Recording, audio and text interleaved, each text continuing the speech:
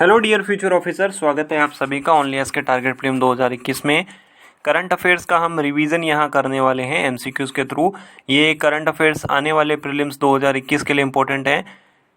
Playlist already बनी हुई है यूट्यूब पे, आप वहाँ से चेक कर सकते हैं। साथ ही साथ आप ओनली एस का Telegram channel only S nothing else के नाम से अवेलेबल है, उसे भी आप ज्वाइन कर सकते हैं।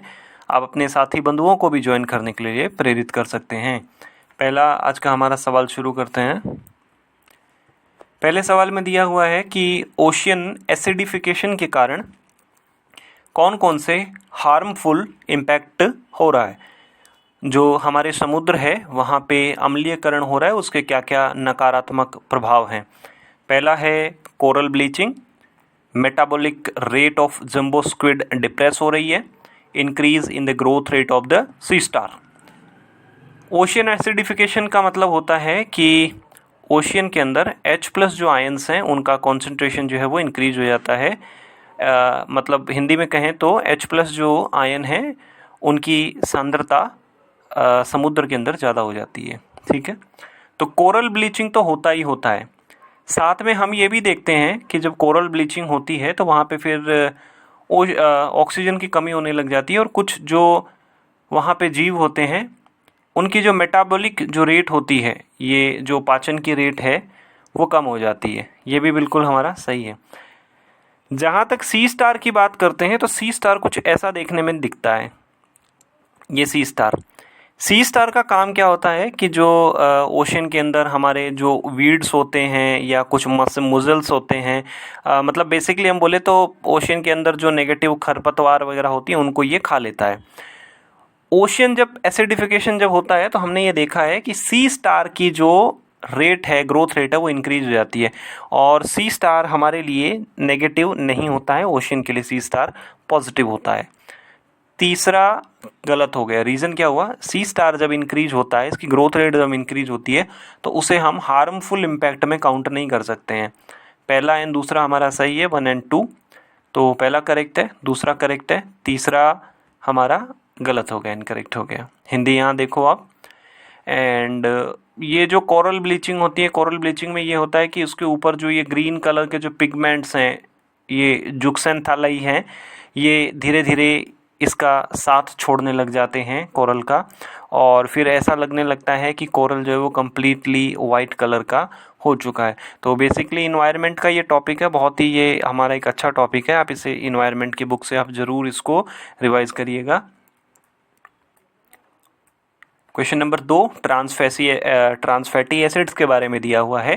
पहले में बोला है कि fatty acids are created in an industrial process that add hydrogenation to the, मतलब बेसिकली ये केमिस्ट्री की बात की गई है कि जो हमारे वेजिटेबल ऑयल होते हैं जिन्हें हम वनस्पति घी बोलते हैं, उसमें हम निकल जो कैटलिस्ट होता है, निकल उत्प्रेरक होता है, उसकी हेल्प से हाइड्रोजनेशन इसका करते हैं। दूसरा बोला है कि FASSI ने टारगेट रखा है कि 10% हमें फैटी एसिड रखना है 2022 तक। तीसरे में बोला है कि WHO ने बोला है कि इंडस्ट्रियली जो प्रोड्यूस ट्रांस फैटी एसिड्स होते हैं उनको 2023 तक हम ग्लोबल फूड सप्लाई चेन से हम रिमूव कर देंगे। पहला स्टेटमेंट जो दिया हुआ है वो बिल्कुल करेक्ट है। ट्रांस फैटी एसिड बनाने की एक प्रोसेस यही है, ठीक है, इंडस्ट्रियली तरीके से जो फैक्ट्रीज में हम बनाते हैं वो। दूसरा कंप्लीटली गलत है। रीज़न इसका ये है कि 10% की बात नहीं की गई है, 2% की बात की गई है कि हम 2% तक लिमिट कर देंगे। अगर दूसरा गलत है तो ऑप्शन नंबर ए, ऑप्शन नंबर डी गलत हो गया। WHO ने बिल्कुल सही बोला है, 2023 तक हम इंडस्ट्रियली प्रोड्यूस्ड जो ट्रांस फैटी एसिड्स हैं उनको हम एलिमिनेट कर देंगे। तो तीसरा भी सही हो गया, option number C is the correct, 1 और 3। तो यहाँ हम देखेंगे पहला सही है, दूसरा गलत है। रीज़न ये है कि लिमिट 2% है, तीसरा बिल्कुल हमारा सही है। हिंदी में आप इसे यहाँ देख पाएंगे। और बाकी ये आप देख सकते हो कि ये पूरी की पूरी जो एक चेन होती है, हाइड्रोकार्बन्स की चेन होती है। हाइड्रोकार्बन इन द सेंस कि हाइड्रोजन एंड कार्बन होते हैं, और फिर क्या होता है कि एक सैचुरेटेड होती है, एक अनसैचुरेटेड होती है, ठीक है।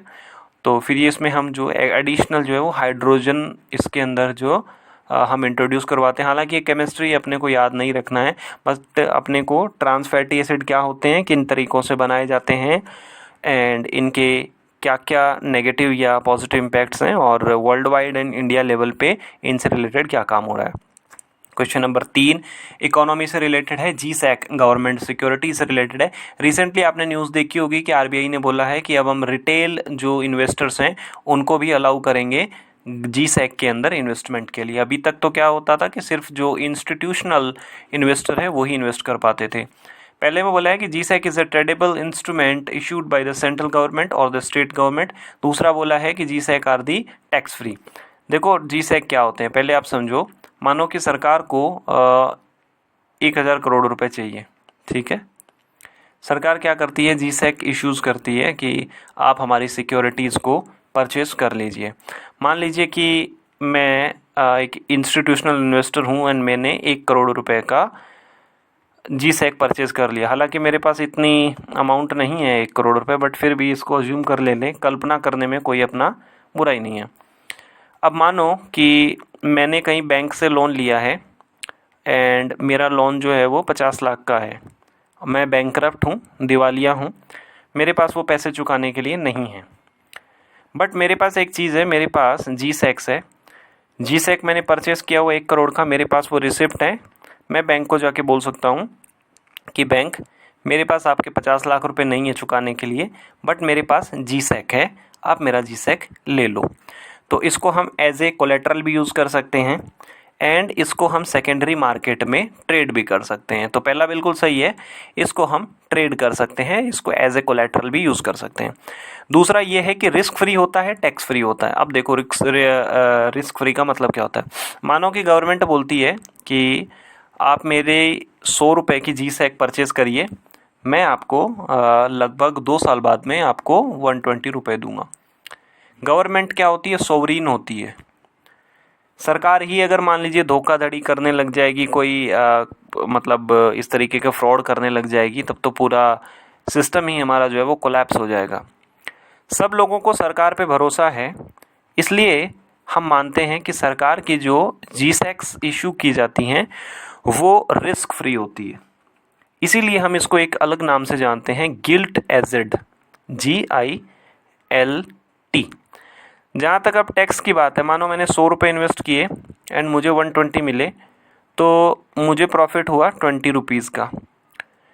अब ये 20 रुपीज़ का प्रॉफिट हुआ है तो मैं ऐसा नहीं बोल सकता हूँ कि भाई मुझे इस पर टैक्स नहीं देना पड़ेगा। जो भी वैलिड टैक्स होगा 4%, 5%, जितना भी मुझे टैक्स देना होगा।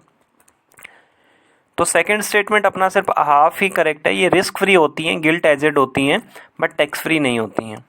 Option number A will be the correct one only. पहला बिल्कुल हमारा सही है, because they are tradable in the secondary market and we can use it as a collateral. Second is incorrect. The reason is that they are not tax free. We have to pay the valid tax on the benefit deriving out of it. Hindi में आप इसे यहाँ देख सकते हो। Question number 4 बहुत easy. Recently एक अरब interplanetary mission जो है वो मार्स मंगल पे गया है। मंगल की कंप्लीट पिक्चर देगा। कौन सा है, Mars 2020, perspective rover, insight, hop probe. तो अरब देश का है, पहला है, तो बहुत इजी क्वेश्चन है। हॉप प्रोब है, अरब गया है, यूनाइटेड अरब एमिराट्स का ये गया है और पहली अरेबिक ऐसी कंट्री है जिन्होंने ये अपना मार्स यानी कि मंगल ग्रह पर भेजा है। हिंदी में आप इसे यहाँ देख पाओगे। इस तरीके के क्वेश्चन सिविल सर्विसेज में आने की प्रोबेबिलिटी कम होती है, बट आप कोई दूसरा एग्ज़ाम देते हैं लाइक CAPF AC, CDS, अगर आप NDA वगैरह की तैयारी कर रहे हैं या फिर आप कोई स्टेट PCS की कर रहे हैं, वहाँ पे ये आ सकता है। नेक्स्ट दिया है K2026 K226। इसको हम as a replacing source use कर रहे हैं चीता एंड चेतक के। चीता एंड चेतक आर्मी के हेलीकॉप्टर्स हैं। ये KA2260 कमोव 2260 किसके द्वारा बनाया गया है, India and US, Russia, France, Israel. तो ये रशिया का है।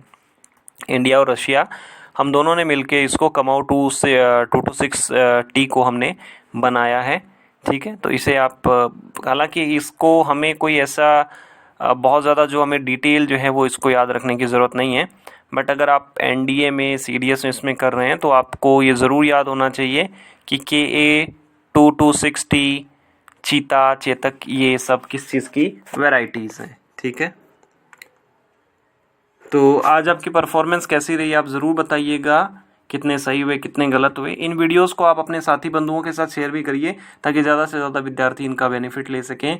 ऑनलाइन से जुड़े रहने के लिए आप सभी लोगों का बहुत बहुत धन्यवाद। आपका दिन मंगलमय हो।